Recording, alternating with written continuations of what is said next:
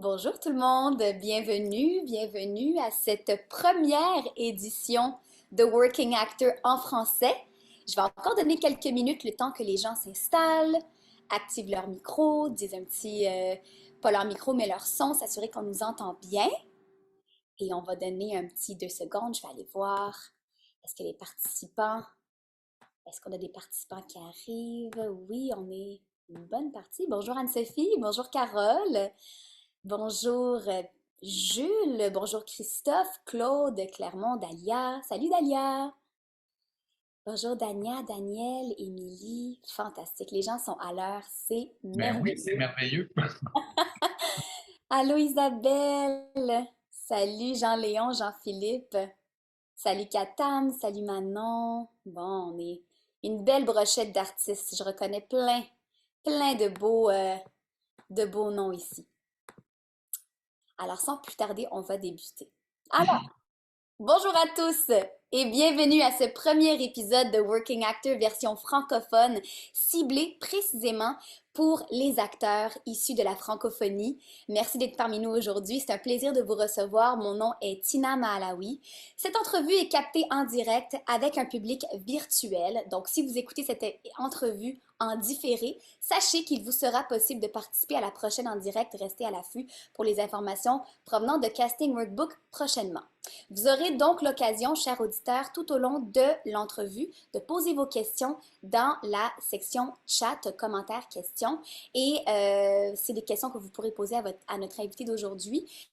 Et par respect pour tous et chacun, bien sûr, je nous invite à garder un langage courtois tout au long de l'échange. Sans plus tarder, laissez-moi vous présenter notre invité.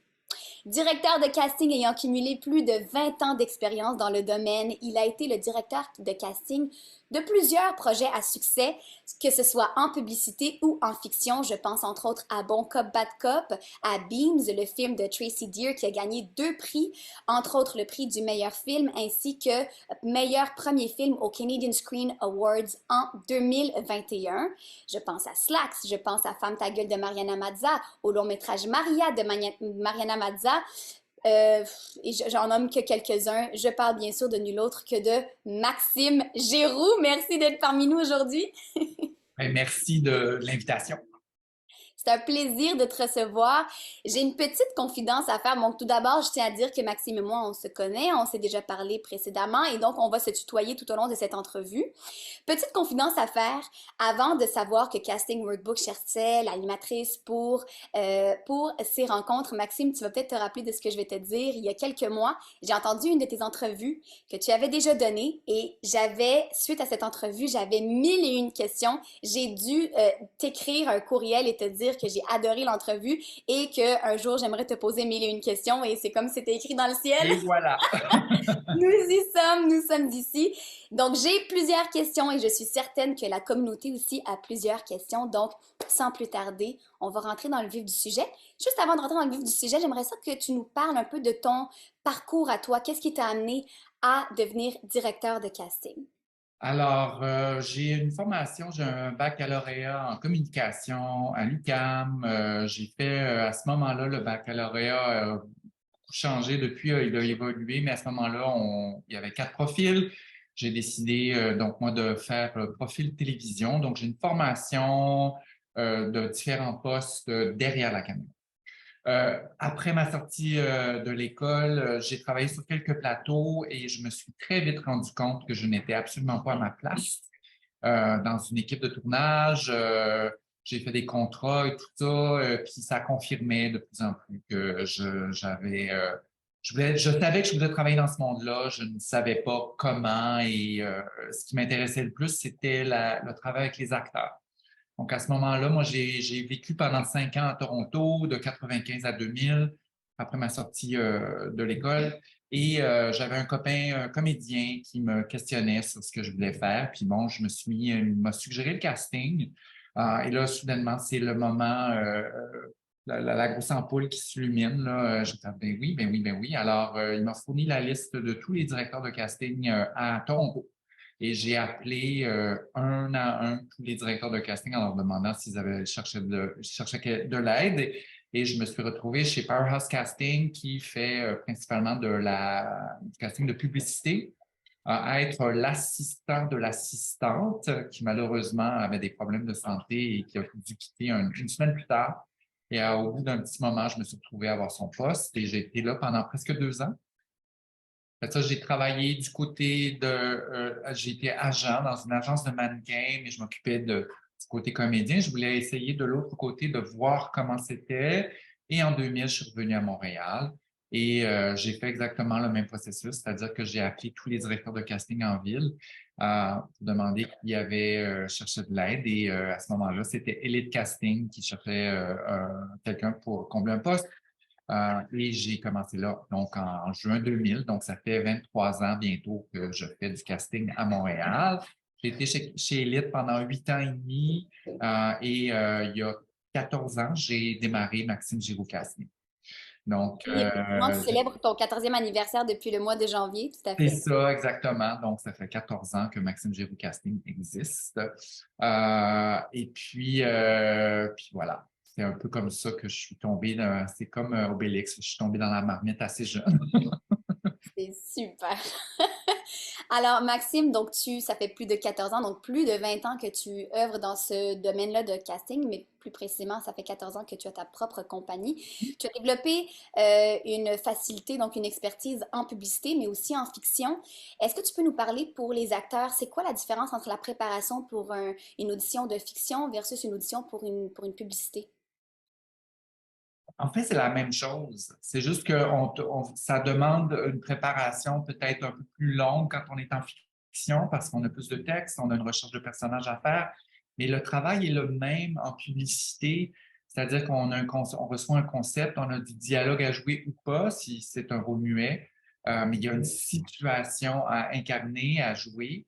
Et je pense que la préparation doit être la même, c'est-à-dire que l'acteur doit faire des choix. Nous, c'est ce qu'on veut voir, c'est-à-dire c'est qu'on veut d'abord voir la proposition de l'acteur.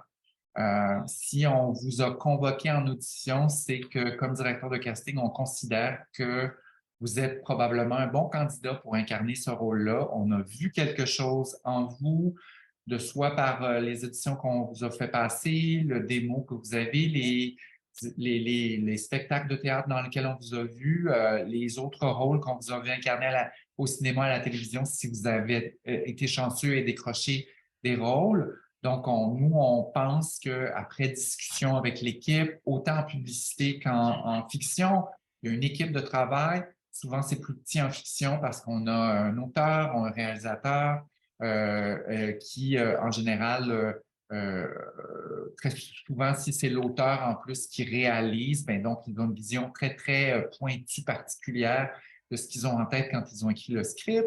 Quand c'est un script d'une publicité, ben c'est les concepteurs en agence de publicité, c'est aussi le client. C'est faut pas oublier qu'en publicité, on vend un produit. Donc, il y a eu des études de marché qui se sont faites et on a déterminé une description de personnage dans ce script-là parce qu'on cherche à incarner cette situation-là. Et donc, c'est la même préparation, c'est qu'on vous demande de savoir votre texte, hein, déjà là, c'est la base, mais aussi d'avoir fait des choix. Donc, de nous faire une proposition de ce que vous voyez, ce que vous avez préparé, votre couleur, votre énergie, puis après ça, on oriente. Euh, Hmm. Autant en fiction qu'en pub, c'est la même chose, c'est-à-dire qu'il y a quelqu'un qui va vous diriger, qui va vous faire essayer d'autres choses ou qui va vous faire creuser le même sillon, mais plus profondément, parce que des fois, vous avez tout de suite, votre proposition va dans le même sens que ce qu'on cherche. Donc, on va se mettre à creuser. Des fois, il y a une mauvaise compréhension ou vous avez préparé quelque chose. Votre proposition est intéressante, mais en fait, c'est pas là qu'on veut aller. Donc là, on essaye autre chose et ça nous permet, nous, de voir ce qu'on appelle, je vais utiliser un anglicisme, votre range. Hmm. C'est-à-dire, qu'est-ce que vous pouvez offrir? Est-ce que euh, il y a toutes sortes d'analogies qu'on peut utiliser. Moi, j'aime beaucoup l'analogie de l'alphabet, c'est-à-dire est-ce que vous êtes quelqu'un qui va de A à B ou A à Z? Et c'est très bien d'aller de A à D, par exemple, si vous incarnez bien tout ça. Puis il y a des gens qui ont une palette beaucoup plus large. Et ça, c'est chaque acteur est différent. C'est vous, c'est votre personnalité, c'est ce que vous avez, c'est votre talent, ce que vous avez à offrir. Donc, c'est ça, c'est d'aussi connaître son casting, je pense. Par rapport à ça, là, j'embarque sur autre chose. Mais donc, pour résumer, la préparation pour moi est la même. Il faut faire un choix.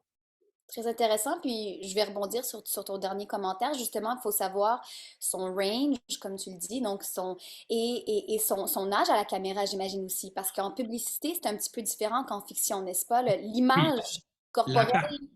c'est ça. Excuse-moi, je t'ai coupé, mais la particularité en publicité, c'est que, contrairement à un projet de fiction, on n'a pas le temps d'établir le personnage. Donc, peu importe le personnage que vous avez, très souvent dans le dialogue d'une scène, on va, en fiction, on va installer un petit peu la situation. Qui ou êtes-vous? Êtes-vous un policier qui vient interviewer une personne? Est-ce que vous êtes la meilleure amie du personnage principal? Est-ce que vous êtes le médecin que le personnage va consulter? Peu importe. Il y a tout plein de types de rôles en fiction et on a le temps d'installer qui est Hmm. cette personne-là. En publicité, on n'a pas le temps. On a 30 secondes ou 15 secondes pour raconter une petite histoire et il faut tout de suite, avant même en fait, qu'on vous voit, dès qu'on vous voit à l'écran, on doit savoir qui vous incarnez. Donc, est-ce que Hmm. vous êtes une maman? Est-ce que vous êtes un prof? Est-ce que vous êtes un enseignant, un docteur, un avocat à travers la Constitution? Donc, tout de suite, donc, on n'y va plus dans ce que j'appelle, moi, des archétypes. Ce qu'on croit généralement qui incarne. Donc, c'est pour ça que l'apparence physique est très importante en publicité, puis aussi l'âge caméra. Euh, Hmm. on a déterminé certaines situations, certains groupes d'âge qu'on recherche. Donc, c'est pour ça que quand vous voyez un breakdown, il y a une description assez précise ou plus floue avec un groupe d'âge qu'on cherche. Ça peut être des groupes d'âge de 5 ans, de 10 ans. Moi, j'aime bien le 5 ans, 27-32, 25-30, 30-35. Et donc, est-ce que vous avez à peu près cet âge caméra-là? Moi, votre vrai âge, honnêtement, ça m'importe peu, mais il y a des gens qui ont l'air 10 ans plus jeunes ou 5 ans plus matures que leur âge. Il faut se connaître et soit que notre agent nous suggère ou si on se représente soi-même, c'est connaître son casting et savoir que moi, mon âge caméra, c'est à peu près ça. Je vois beaucoup dans des CV, là, petites notes, des fois, des groupes d'âge de 20 ans, des gens qui écrivent, qui peuvent incarner un personnage entre 20 et 40 ans. Oui, peut-être au théâtre, où selon la situation, on peut incarner plusieurs types de personnages différents, mais à la caméra, c'est autre chose. En général, Hmm. c'est votre apparence, à moins qu'on fasse des trucs de déguisement ou qu'on change vraiment votre apparence, mais c'est plutôt rare. Donc, on y va avec votre casting. On part de vous, qui vous êtes, de quoi vous avez l'air, quel est votre âge. Des fois, on fait des choses très, très précises parce que c'est dans l'histoire, c'est important qu'il y ait, par exemple, une appartenance ethnique particulière.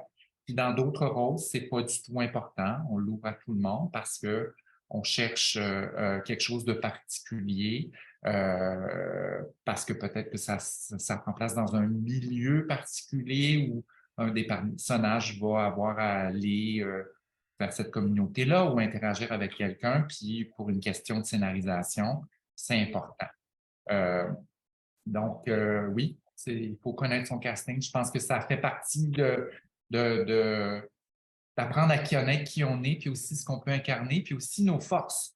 Euh, Hmm. il y a des gens qui sont profondément habiles en comédie. Il y a d'autres gens qui ont un timing comique inné. Il y en a d'autres, c'est plus difficile à développer quand on ne l'a pas naturellement. Puis il y a des gens qui sont extrêmement bons dans tout ce qui est drame, dans tout ce qui est plus sérieux, tout ça. Et il y a des gens qui sont capables d'incarner, d'aller se promener autant dans le dramatique que dans le comique. Et donc, c'est encore là, c'est important de savoir qui on est, qu'est-ce qu'on incarne.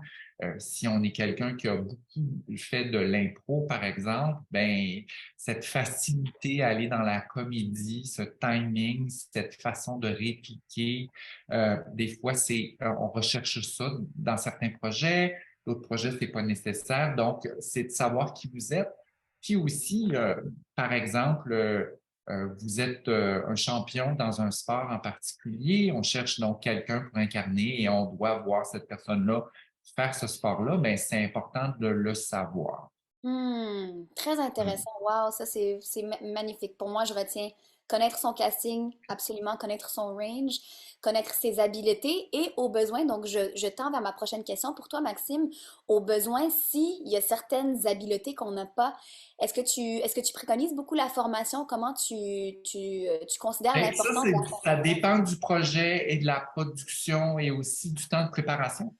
En fiction, souvent, on va chercher, ben, il y a des rôles particuliers où, par exemple, un personnage doit faire, bon, j'invente quelque chose, là, un scénario hypothétique. Par exemple, le personnage doit faire du skateboard. Est-ce que, c'est sûr que nous, on va essayer de trouver quelqu'un qui a déjà des habiletés et peut-être qu'on va devoir raffiner avec des formations, mais ça, c'est la production qui va s'occuper de ça et qui va vous donner des cours, qui va vous faire pratiquer, ça va être inclus tout ça.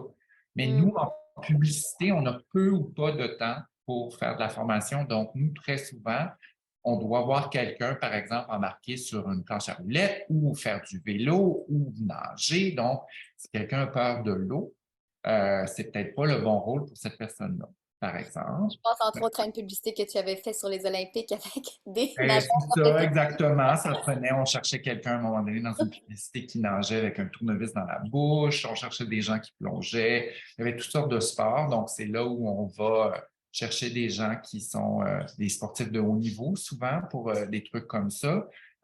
Puis des fois, ben, on continue à chercher dans la communauté des acteurs, mais d'autres fois, c'est plus difficile quand on demande un extrêmement bon niveau. Et c'est pas tout le monde qui sont des athlètes olympiques.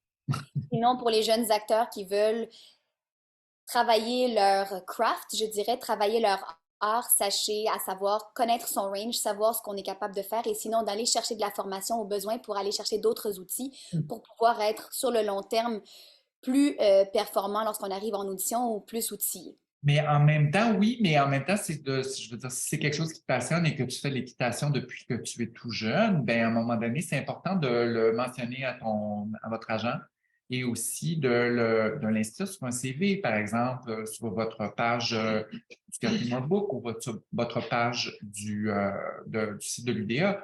On cherche, nous, souvent, s'il y a des habiletés particulières qu'on cherche, vous êtes, par exemple, vous avez un permis de conduire de classe, d'une autre classe que la classe habituelle, vous conduisez une moto, vous jouez de la guitare et que vous êtes excellent, vous êtes dans un band. Puis nous, on ne sait pas nécessairement toujours tout ça. Donc, si c'est bien entré, nous, quand on fait des recherches, parce que des fois, on cherche par habileté, OK? Qui dans ce groupe d'âge-là, homme, 30-35 ans, est super bon à la baisse, par exemple? Parce qu'on cherche quelque chose, on cherche quelqu'un qui doit vraiment jouer d'un instrument ou effectuer, pas une cascade, là, mais de faire, je sais pas moi, de faire du jogging ou de faire de l'haltérophilie, ou il y a tout plein de choses. Donc, quand vous avez déjà ça vous est pas nécessairement d'essayer de s'adapter parce qu'on ne sait jamais, chaque production a des besoins différents. On ne sait jamais. Moi, à chaque jour, j'apprends souvent une nouvelle activité, un nouveau sport, un nouveau hobby ou qu'il y a des choses qui existent. J'apprends toujours, toujours, toujours à mon travail. Puis c'est la même chose, je pense, pour les acteurs parce que quand vous décrochez un rôle puis que votre personnage doit effectuer certains trucs, que ce sont des habiletés que vous ne possédez pas, ben on va vous former. Et donc, ça ajoute, c'est une corde de plus à votre arc. Merveilleux. Super. Maxime, j'aimerais te poser une autre question, étant donné que tu es, donc non seulement on a parlé du fait que tu fais de la publicité et de la fiction, Oui. mais tu es aussi double carte. Tu travailles beaucoup à Toronto pour les publicités en français et en anglais.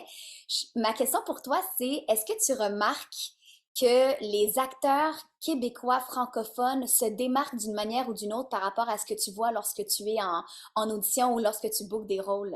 Ben, nous, au Québec, il y a des écoles de théâtre fabuleuses, on en a beaucoup, il y a beaucoup de finissants, donc on a un bassin d'acteurs formés formidables. Je remarque la différence que je pourrais dire entre Toronto et Montréal, c'est qu'à Toronto, on peut être tombé dans le jeu publicitaire, c'est-à-dire qu'on a, pour différentes raisons, peut-être qu'on a commencé quand on était enfant et on continue, et il y a beaucoup d'acteurs qui n'auditionnent que pour des commerciaux et qui n'ont pas nécessairement de formation. Ils sont peut-être allés suivre des ateliers, des workshops et tout ça, mais ils ne sont pas allés dans une école de théâtre reconnue. Et nous, quand on est acteur professionnel ici au Québec, bien, très souvent, on doit faire de tout. Donc, on travaille en voix, si on est chanceux, on fait de la post-synchro, on va faire du théâtre, on auditionne pour des commerciaux, on fait de la télé, si on est chanceux, on décroche un rôle dans un film.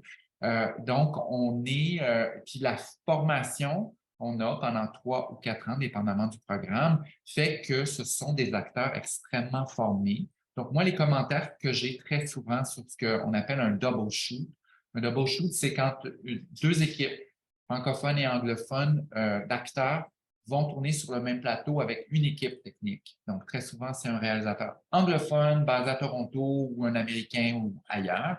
L'équipe technique est entièrement anglophone basée à Toronto et moi, on me demande de trouver des acteurs francophones pour incarner les acteurs dans les concepts francophones.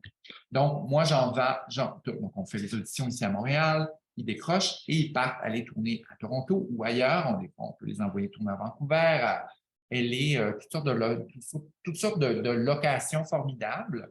Moi, souvent, ce que j'ai comme feedback de l'équipe, des gens derrière la caméra à l'agence de publicité, c'est que nos acteurs sont vraiment extrêmement performants, qui sont bons, qui ont moins de prise, qui comprennent mieux la situation et qui sont capables de jouer, d'avoir une plus grande palette que les acteurs de Toronto. Je généralise, évidemment. Je suis là, bravo! Je ne veux pas que les acteurs en francophone basés à Toronto pensent que c'est... Mais moi, c'est le feedback que je reçois. Mhm. Donc, Très beau feedback. On le prend, Maxime. moi, c'est toujours content. Je suis toujours heureux de savoir que ça s'est bien passé sur le plateau et qu'ils sont contents des performances des acteurs francophones. Ça a été un plaisir parce que c'est du plaisir, hein? On joue. On joue. Donc, si c'est plaisant pour tout le monde, ben, autant pour les acteurs que pour l'équipe, ben, c'est encore plus merveilleux. Il y a tellement de situations où c'est plus stressant, des fois ça se passe moins bien. Puis, quand on entend que ça s'est super bien passé, puis tout le monde était content, bon, on est content nous aussi. Merveilleux. Donc ça, c'est quand ça se passe bien. Oui. J'aimerais te poser des questions maintenant par rapport à quand ça se passe moins bien par rapport au self-tape. On va rentrer dans le volet Ah, self-tape. Je vois déjà oui. qu'il y a plein de gens qui posent des questions par rapport au self-tape et c'était d'ailleurs mon prochain petit volet. Je pense que depuis la pandémie, on s'est fait envoyer tellement de propositions de self-tape. On a dû s'équiper à la maison, avoir un mur blanc, les lumières. Tout le truc, être des pros du montage et on a dû se renouveler en tant que comédien et en tant que caractère. Donc, je pense qu'on a plusieurs questions par rapport à ça. Et ma première pour toi serait justement par rapport, étant donné que tu en as vu beaucoup, j'imagine beaucoup plus depuis la pandémie, c'est quoi les faux pas quand il s'agit de self-tape? Est-ce que tu peux nous donner ton impression sur ce que tu vois comme proposition lorsque tu les reçois? Ben, en fait, c'est des trucs très de base, c'est-à-dire que l'important dans un self-tape, c'est qu'on vous voit bien et qu'on vous entend bien. Tu sais, je t'entendais parler de l'équipement et tout ça, de l'éclairage du mur blanc. Oui, c'est merveilleux, mais en même temps, c'est pas nécessaire. Nous, ce qui est important, là, sérieux, là, vous pouvez utiliser on a des merveilleux petits outils, des caméras très performantes, un son quand même intéressant. Si on se place dans un endroit silencieux, qu'on utilise de la lumière naturelle, c'est-à-dire qu'on se met face à une fenêtre pour être bien éclairé, honnêtement, c'est tout ce qu'on a besoin. Euh, c'est le reste, c'est un gros bonus. OK. C'est encore mieux. Donc, par exemple, si vous décidez de vous filmer dans votre salon et qu'il y a beaucoup de trucs sur les murs, où il y a beaucoup d'objets, ou par exemple, on voit, c'est une énorme pièce salon, cuisine, salle à manger, et qu'on voit dans le fond complètement qu'il y a une pile de vaisselle à côté de votre évier, c'est un petit peu, ça vient parasiter un peu l'image, mais c'est pas grave, Hmm. rien de grave là-dedans. Mais je vous dirais juste des éléments de base. Donc, de trouver un endroit qui est dégagé sans nécessairement avoir un fond blanc. Vous n'êtes pas obligé d'avoir un éclairage professionnel, honnêtement. Vous n'êtes pas obligé d'avoir une caméra professionnelle. Il y a des logiciels de montage gratuits sur la plupart des ordinateurs. C'est très simple de juste mettre les prises, votre identification, puis une ou deux prises, en fait au moins deux prises. C'est toujours préférable en self-tape de faire au moins deux propositions, à moins qu'il y ait des demandes express et particulières. Moi, j'ai de plus en plus de réalisateurs en publicité ou même en fiction qui se filment en train de donner des directives particulières aux comédiens, et ça, je pense que c'est de plus en plus apprécié. Et si on n'aura pas le temps ou c'est pas possible, nous, on essaie au moins de vous donner un petit brief écrit, donc dans la convocation où on vous explique ce qu'on recherche. Par exemple, s'il y a un ton particulier, si c'est un peu absurde, si c'est décalé, si c'est complètement dramatique, si c'est hyper naturel et c'est ce qu'on cherche. Si on veut que pour le concept, vous adressiez directement à la caméra, parce que d'autres fois, on ne le veut pas. Donc, il y a tout ça. Donc, on essaie de vous fournir le plus d'informations possible. Mais outre ça, si on vous voit bien puis on vous entend bien, le reste, c'est comme on dit, c'est du gravy, là. C'est tant mieux, mais ce n'est Bon, pas obligatoire. mais c'est bon J'entends à savoir. J'entends beaucoup, beaucoup de gens, d'acteurs dire qu'ils passent 3 heures à faire des auditions de pub. Je trouve que ce n'est pas normal. On ne devrait pas passer autant de temps à raffiner. Et là-dedans, je me demande s'il n'y a pas un peu, on est extrêmement sévère, comme quand on se voit en photo ou quand on voit une image de nous-mêmes. Nous sommes les pires juges de Hmm. nous-mêmes, comme quand on s'écoute parler. Moi, je suis incapable d'écouter ma voix. C'est très difficile parce qu'elle ne sonne pas du tout comme moi, je m'entends. Alors, c'est toujours un choc. Et c'est la même chose pour les comédiens. Donc, je pense qu'il faut, et ça fait partie, si je peux relier un petit peu à ce qu'on a dit, c'est d'apprendre à se connaître. Donc, si on se connaît, nous, puis on sait qu'on est extrêmement critique par rapport à nos self-tapes, ben à ce moment-là, ça serait peut-être bien d'avoir un œil extérieur, de demander à quelqu'un, un copain, une amie, votre chum, votre blonde, votre voisin, quelqu'un avec qui vous entendez bien, qu'est-ce que tu penses de cette prise-là? Comment tu me trouves? Parce que je trouve que souvent, les acteurs, vous êtes durs envers vous-même. Et donc, on refait, refait. Et très souvent, on perd la spontanéité, on perd ce qu'on a perdu, on a trop travaillé le même sillon. Alors, ce qu'on voit, moi, très souvent, des fois, je vois on fait une demande, puis des fois, 1 heure plus tard, on a déjà reçu le CRT. Je parle évidemment d'une publicité, là. En fiction, c'est très rare, on prend le temps de les travailler plus parce que les acteurs se connaissent, ils connaissent leurs forces et ils connaissent ce qu'ils ont à proposer. Donc, ils nous font une proposition. Voici comment moi je vois ce personnage-là et cette situation-là. 2, 3 prises, c'est pas très long. Une publicité, en Hmm. général, c'est un script, c'est 30 ou 15 secondes. Donc, on ne devrait pas parler pendant 1 minute 30 pour une audition de 30 secondes. Il y a ça aussi, là. Il faut garder en tête le timing de la chose. Mais c'est des petites choses qui s'apprennent. Plus on le fait, meilleur on devient. Et j'ai vu, moi, une progression fulgurante entre les premiers self-tapes qu'on demandait au tout début de la pandémie et les self-tapes que je reçois maintenant. Je sens que les acteurs ont pris du galon, ont pris de Hmm. l'expérience, ils comprennent un peu mieux qu'est-ce que c'est, ils comprennent mieux les demandes aussi parce que le self-tape, ça existe depuis très longtemps du côté anglophone. Moi, j'ai casté des films en self-tape avant la pandémie et au Québec, le self-tape n'était pas vraiment utilisé. La pandémie nous a obligés à trouver des solutions pour pallier au fait qu'on pouvait très rarement ne pas faire d'audition en personne. Et donc, et je pense que le self-tape est là, malheureusement et heureusement, pour rester. C'est un outil supplémentaire qui nous permet d'avoir une première impression de qui vous êtes et de ce que vous pouvez faire avec ce rôle-là. Hmm. Après ça, il n'y a pas de directive. On n'est pas comme il y a encore beaucoup d'auditions par Zoom. La grande différence des auditions par Zoom sont qu'il y a quelqu'un qui va vous diriger. Donc, tout de suite, on va vous demander de faire probablement votre première prise, votre première proposition, puis après ça, on vous aiguille, on vous demande d'aller ailleurs ou pas, de creuser le même sillon, comme j'ai dit tout à l'heure. Et ça, c'est ça la différence entre le Zoom et le self-tape. Puis évidemment, ben, il y a les auditions en personne. On Euh, va y venir aux auditions en personne. On a aussi plein de questions OK. sur les auditions en Donc, personne. je te laisse poser d'autres questions. Par rapport au self-tape, un acteur qui décide de refuser un self-tape ou même une audition, est-ce que c'est mal vu chez le directeur de casting? Absolument pas. Oh mon Absolument Dieu!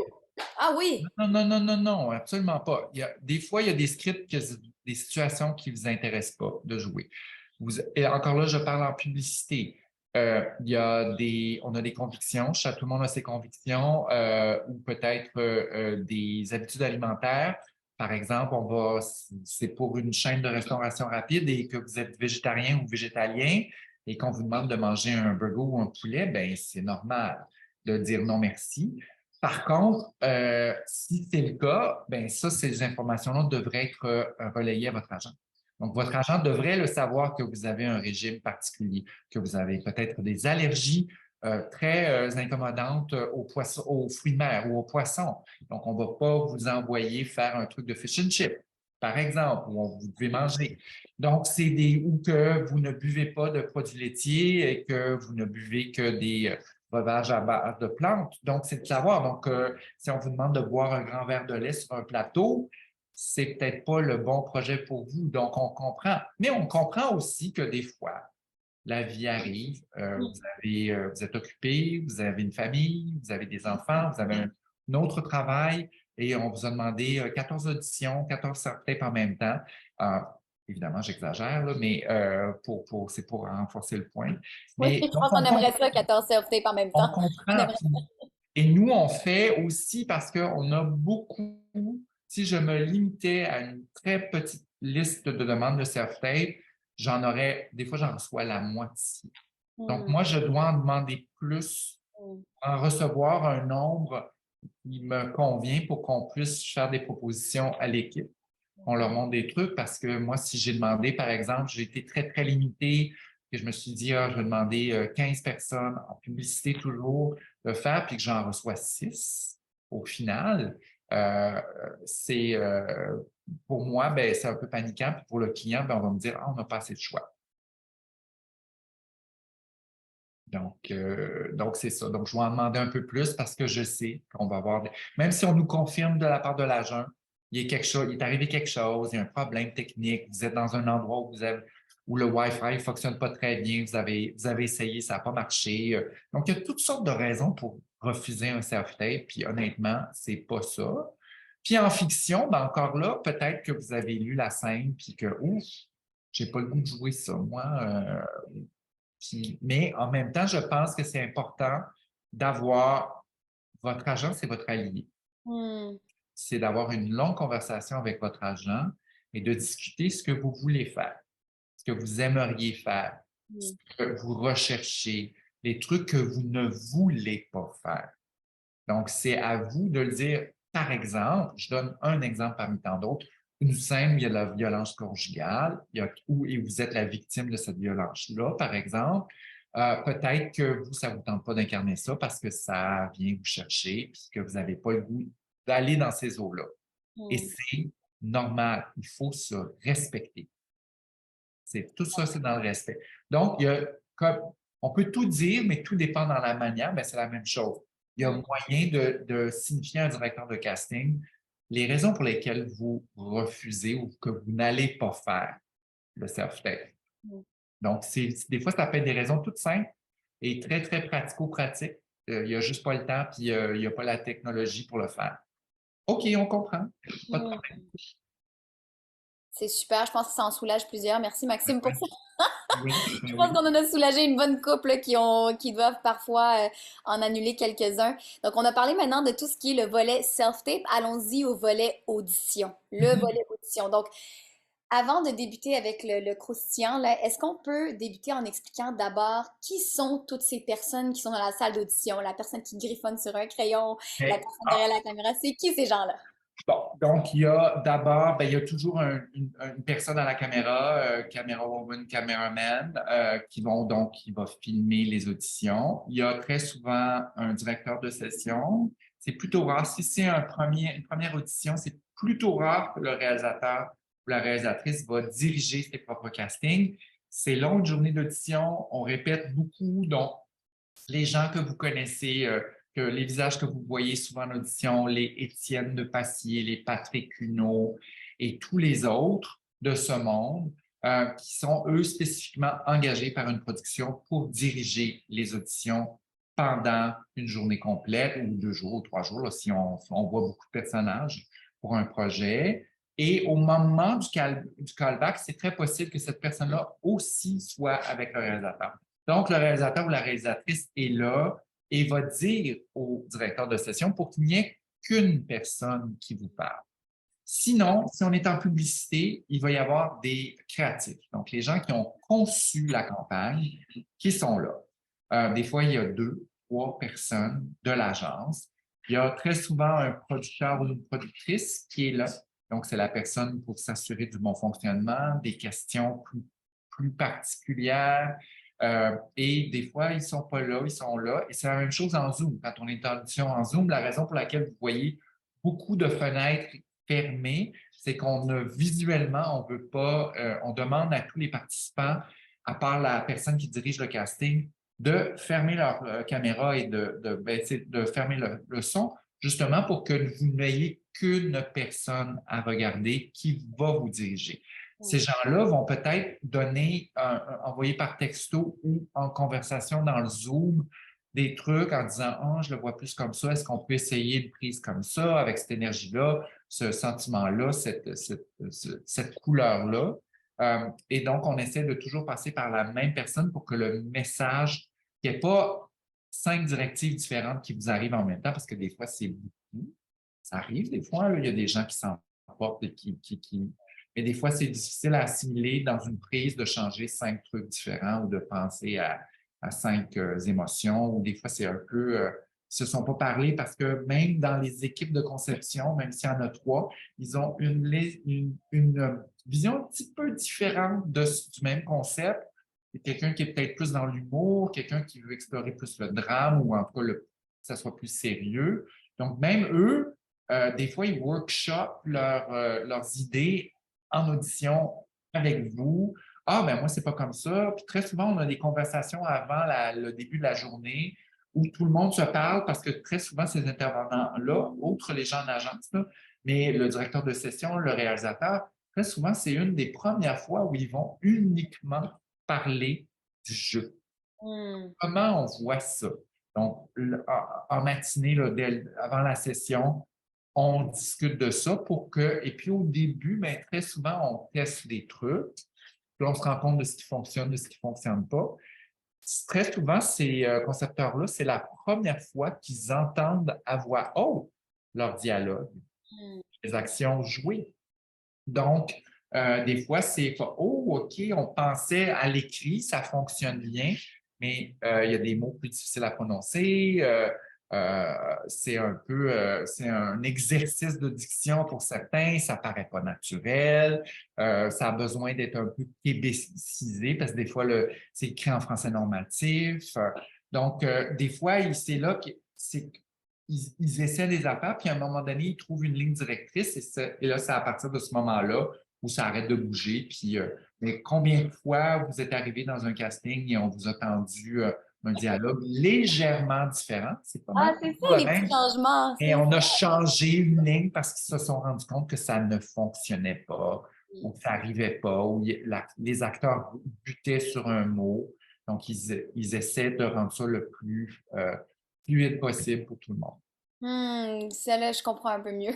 Oui, c'est ça. Donc, c'est parce que nous, on essaie d'éviter ça le plus possible. On comprend à quel point c'est désarçonnant pour les comédiens de Oui, se faire donner un nouveau texte juste au moment, quelques minutes avant qu'ils entrent en salle, oui, et ou même en Zoom. Parce que des fois, vous l'avez mémorisé, puis là, c'est dur de s'enlever ça rapidement de la tête. On trouve toujours à lancer une réplique. Et donc, on essaie, nous, de minimiser ça le plus possible, mais des fois, on ne nous donne pas le choix. merveilleux. Maxime, il nous reste un beau 5 minutes ensemble. Oui. J'aimerais ça qu'on fasse un petit volet sprint, un OK. petit volet questions rapides. C'est des oui ou non ou des réponses courtes. Puis si, Oui, si tu sens le besoin d'aller plus, de donner je plus vais, d'informations, je vais vas-y. essayer de me limiter. Est-ce que tu es prêt? Oui. OK. Alors, par rapport aux auditions, lorsque tu vois des nouveaux talents, tu en as vu depuis 20 ans, qu'est-ce qui est à proscrire? Qu'est-ce qui sont des choses que tu as vues qu'il ne faut pas faire et des choses que tu as vues qui sont vraiment extraordinaires? Ben, en fait, je pense que la pire chose, c'est de ne pas avoir de proposition. Si vous arrivez, tout ce que vous savez, c'est votre texte et que vous n'avez aucune proposition à nous faire, c'est là, on va ramer, on va ramer, on va ramer. Ne pas Pourquoi savoir c'est son clair? texte. Ne pas savoir son texte, c'est un gros, gros nono et arriver très en retard. Bon, je comprends, il y a des obstacles dans la vie, mais très souvent, c'est que vous êtes jumelé, par exemple, avec quelqu'un pour jouer. Mettons que c'est une situation où c'est un couple ou des fois c'est un quatuor. Euh, Nous, on a construit des horaires très précis, pas nécessairement jumelés. Des fois, oui, en callback, on vous jumelle spécifiquement avec un autre acteur parce qu'on veut voir votre énergie ensemble. On pense que ça va marcher. C'est au callback qu'on le texte. Rarement en première audition, mais des fois aussi en première audition, surtout quand on constitue des familles. Moi, j'essaie de matcher des gens que ça pourrait être crédible qu'ils soient ensemble.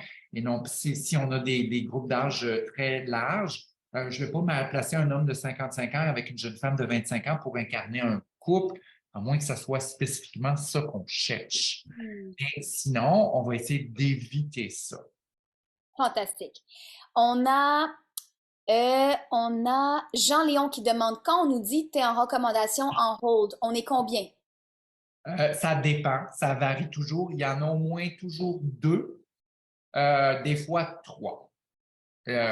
Ça dépend du client, ça dépend de l'agence, ça dépend de comment c'est ça.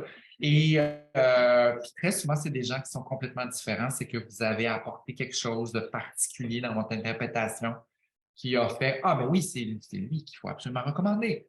Ça fonctionne, c'est lui, on le voit, on le fait. Puis ultimement, c'est le client qui décide. Donc, recommandation, on est à peu Ou près deux. on peut vous dire vous êtes premier choix, par exemple, puis moi, j'ai vu des deuxièmes backups être confirmés parce que c'est le client qui a décidé. OK. Parce que, Maxime, est-ce que c'est toi qui as le dernier mot? Non, non, ça, c'est vraiment. Nous, on est là pour vous ouvrir la porte pour vous permettre de venir faire votre spectacle. Puis, c'est sûr on nous demande notre avis. On nous demande ce qu'on pense d'un acteur. Hmm. Par exemple, si on hésite entre un comédien et un autre comédien, on va discuter des particularités de chacun, des auditions qu'on a vues, des auditions qu'on a vécues dans le passé, des gens qui ont décroché, comment ça s'est passé sur le plateau. On nous pose des fois tout plein de questions, des fois pas du tout. Donc, mais ultimement, en fiction comme en publicité, ce n'est jamais nous qui décidons. En fiction, c'est le réalisateur. S'il a réalisé un projet, des fois, le diffuseur a son mot à dire quand on est en télévision. Et en publicité, ultimement, tout le monde peut être aligné. Hmm. Le réalisateur, les créatifs en agence, le service conseil, il y a tellement de gens impliqués. Le client regarde votre audition puis il fait non. Et qui paye la facture pour avoir ce commercial-là à l'écran? Ben, c'est le client. Donc, c'est le client ultimement qui décide. C'est sûr qu'il y a des clients qui sont plus particuliers que d'autres et il y a des clients qui aussi font confiance à leur équipe. Hmm. Donc, ah oui, vous êtes là, OK, vous pensez, oui, c'est beau, et ils font confiance. Puis il y a des clients qui sont plus, non, je ne veux pas que cette personne-là, je préfère cette autre personne-là. Et des fois, c'est étrange. On est un peu Hmm. surpris. Des fois, on est très agréablement surpris, puis d'autres fois, on est comme, ah bon, ah, OK. Maxime, en conclusion, quelle serait la recommandation, le conseil que tu aimerais donner aux acteurs ici au Québec? Ben, ce que je dis tout le temps, puis je vais continuer à le dire, je pense que c'est important d'arriver avec une proposition claire, mais aussi de savoir que si vous êtes invité à une audition, que ce soit de faire un self-tape, que ce soit d'être en Zoom ou en personne, c'est qu'on nous, on a confiance en vous autres Hmm. et qu'on pense que vous avez quelque chose d'intéressant à offrir. Donc, faites-vous confiance. Si vous pensez que recevoir, juste d'avoir une audition, peu importe le type d'audition, c'est que nous, on voit quelque chose en vous et donc on a confiance en vous. Mm. Moi, je vois beaucoup, j'entends beaucoup d'acteurs qui, eux, des fois me dire leur agent, ah non, moi, je me vois pas jouer ce rôle-là. Des fois, c'est un peu mystérieux. Donc, on revient à tout ce qu'on a dit au début, c'est d'apprendre à se connaître et d'arriver avec une proposition, mais aussi de sentir que on vous fait confiance. Nous, on a hâte de voir ce que vous allez nous proposer. Euh, c'est toujours, surtout dans le cas des self-tape, c'est une première étape vers la suite. Parce que je pense qu'il y a beaucoup de gens qui ont une conception que le self-tape, ils ne sont pas tous regardés. Nous, notre temps est aussi précieux que le vôtre. On ne demanderait pas à des gens de faire un self-tape et ne pas le regarder. Mm. C'est un peu contre-productif. Donc, si on va prendre la peine de le regarder, et donc, je pense que c'est de sentir que vous avez le goût de le faire. Et après ça, je pense qu'il y a un tout dernier, c'est que en publicité particulièrement, c'est de trouver la joie dans l'audition, être satisfait. Donc, en fermant votre caméra, si vous avez fait un self-tape ou quand le Zoom se termine, ou quand vous refermez la porte de la salle d'audition, ce qui est important pour vous, est-ce que j'ai eu du plaisir? Est-ce que je me suis amusé? Puis est-ce que je suis content de ma performance? Mm. Après ça, en publicité, le reste ne vous appartient plus. Donc, si vous n'êtes pas content, c'est un gros problème. Donc, il faut essayer de trouver la joie, le plaisir et la satisfaction d'incarner cette situation-là, ce personnage. Ah, c'est beau C'est un ça, peu la Max. même chose c'est un peu la même chose en fiction, tu sais. C'est-à-dire que les gens qui arrivent, qui nous font une proposition claire, qui nous proposent quelque chose et qu'on sent qu'ils ont un plaisir à incarner ce personnage-là, le plaisir, c'est contagieux. On a le goût de vous avoir sur un plateau. On a le goût de Mm. vous revoir en audition. On a le goût de sentir que vous êtes passionné, puis de profiter de toutes ces chances-là pour apprendre de cette situation-là. Peut-être qu'il y a quelque chose qui vous a buté dans le texte. Peut-être que vous avez compris que peut-être votre choix n'était pas clair. Peut-être tout ça, donc de saisir chacune de ces occasions-là pour en faire un apprentissage. Moi, j'apprends à tous les jours de toutes mes expériences. J'essaye vraiment de m'améliorer, de toujours faire mieux. Puis je pense que c'est ce qu'un acteur devrait aussi vouloir, c'est apprendre à mieux contrôler son instrument, mieux contrôler ses performances, puis à être content. Encore là, je reviens à la joie et le plaisir. Ayez du fun. Du plaisir. Le plaisir, Je vraiment veux. important. Ah, Si on oublie, hein, oui, c'est on vrai. joue, c'est du jeu, c'est des enfants quand on était petit, on joue avec Oui. abandon, ben c'est un peu la même chose. On joue, on est des acteurs, donc on s'amuse, on joue une situation, qu'elle soit dramatique ou comédique. Voilà. Merci Maxime, c'est parfait, quelle belle fin. Puis on a tellement de beaux commentaires, je vois les commentaires passer. Merci, merci Maxime, merci beaucoup, merci. Merci Isabelle, tout le monde me dit un gros merci. Merci d'avoir été si généreux, d'avoir été parmi nous et d'avoir été notre première invité chez Casting Workbook version francophone Working Actor. Merci à vous tous d'avoir été parmi nous aujourd'hui en si grand nombre. J'aimerais remercier Tamara qui a produit cet épisode de Casting Workbook Working Actor version francophone. Merci bien évidemment à Casting Workbook de nous offrir cette plateforme-là et de nous offrir cette possibilité à nous, les acteurs québécois, d'avoir cette connaissance-là, d'avoir ces experts qui viennent nous parler, qui viennent nous discuter de ce métier qu'on chérit tant. Au nom de toute l'équipe de Casting Workbook, mon nom est Tina Mahalawi. Je tiens à vous remercier d'avoir été ici et à la prochaine. Maxime, salut! À la prochaine.